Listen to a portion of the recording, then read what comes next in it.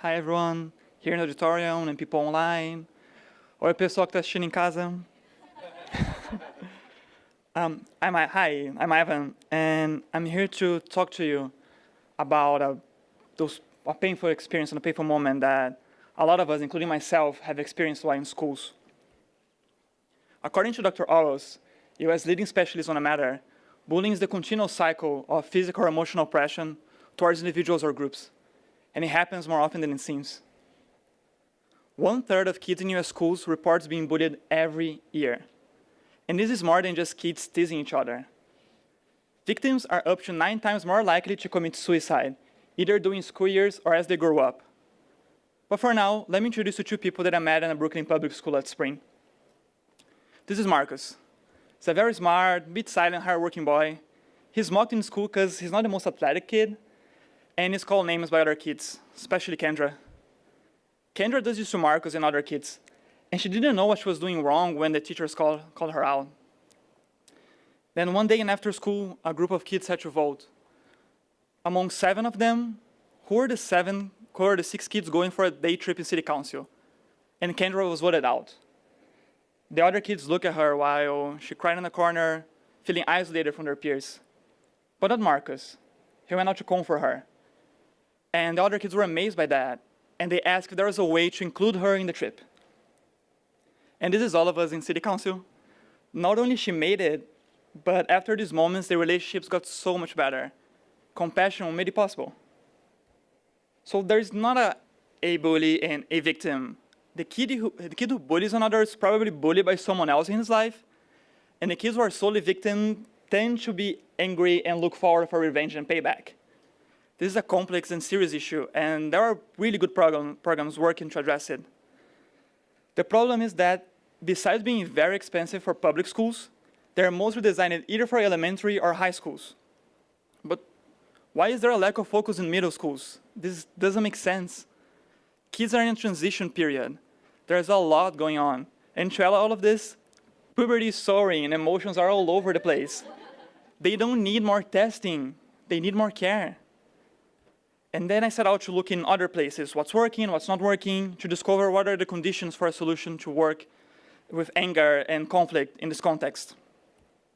In Waldorf schools, they do a lot of work on emotional development using clay and other materials. They mold figures about their fears, and then they talk about the sculptures, which are in turn about themselves. And kids and all of us benefit from being able to express what's been going on inside of us and to look at ourselves in a different form. This is how most anti-bullying programs look like in public schools, including here in New York. There are usually 1 or 2 lectures per year with the whole class at once. Do they really expect to have a lasting impact? Or do they think that in the rest of the year, bullying is gone? Continuity is key for emotional growth, since these learnings, they take time to mature. And as I've been continuing my research, I also looked into places with very high incidence of conflict, which led me to look into prison programs, and I was surprised with what I found. This is an inmate needing in a high-security prison in Brazil. They realized that the exercise of making something that demands patience, while thinking about someone that you love or hate, was very transformative and led to a reduction in violence episodes. So getting out of the mental space brings room for your heart to grow.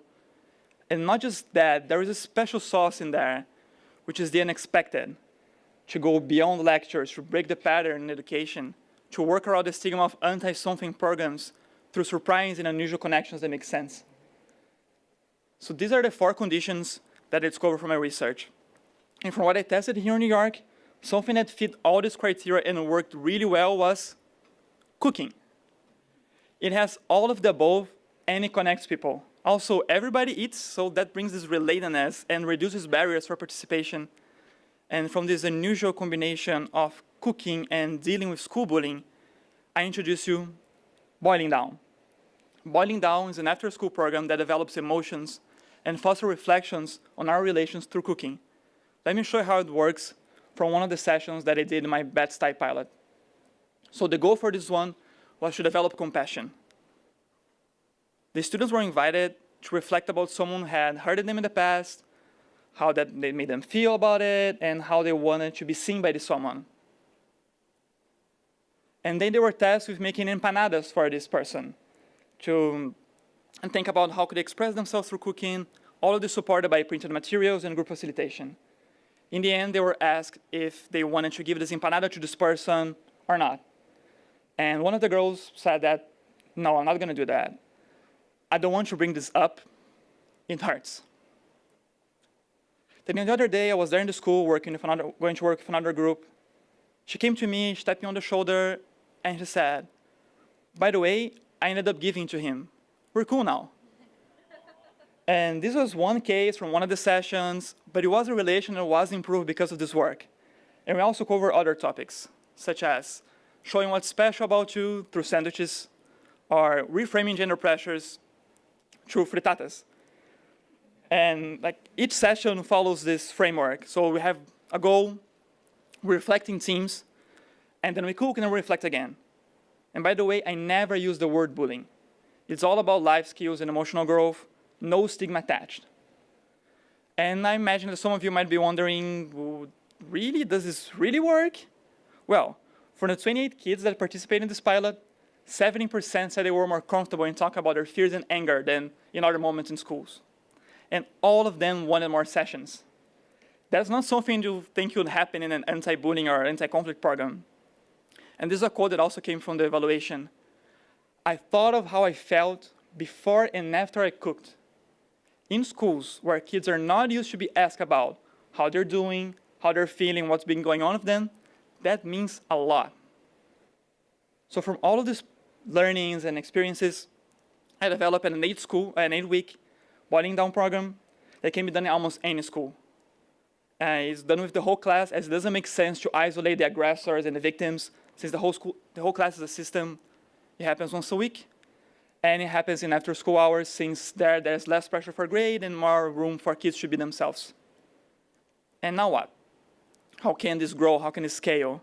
So to support any institution to host this program, I've developed guidelines, lesson plans, facilitation notes, and shopping lists that to make implementation as easy as following a recipe. I've also worked on who could take part in this expansion. So I talked to culinary schools and trade schools that could offer boiling down as a volunteer opportunity for their students, or youth NGOs that might use it as a way to engage their beneficiaries in a different and unusual way. And also I'm talking to you. So if you work in schools or do like to work in schools, come talk to me afterwards and we'll make it happen. And also, is cooking the only way? No, but it's a way that worked. But if there's one thing I want you all to remember, is that if you work under these constraints, you can achieve emotional growth. What matters is that if you mix the right ingredients, we can heal school relationships. And that's what boiling down is all about. Thank you.